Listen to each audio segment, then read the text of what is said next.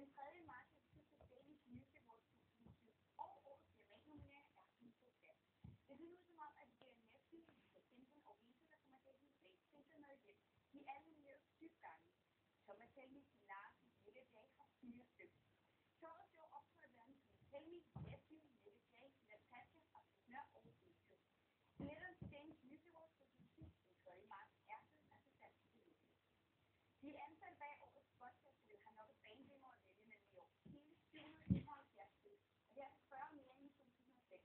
Som sidste år er det brugt lytterpanel til uddannelsen af bands Danmarks Radios Martin Holm, lederen af det regionale studenterhus i Aalborg, Lars Mulvad samt Jesper Brodersen fra Morning Time Records og Rose Morten Elling er sekretær til uddannelsen. Sidste år blev uddannet 104 forskellige musikalske indslag, men nu vender i morgen med Blu-ray, så den planen kommer til at se ud i år.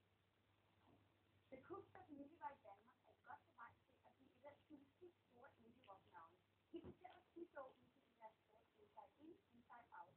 Og siden der har vi været på tur, og vi har lavet videoer, som det lyder på stage. Og netop nu er videoer jo ret interessant for os her på kanalen. Og jeg vil snakke med Cooks forsanger til Christmas om forholdet.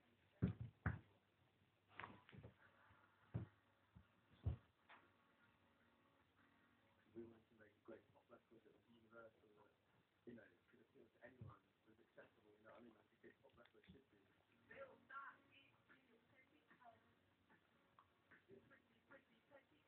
We played contrasting.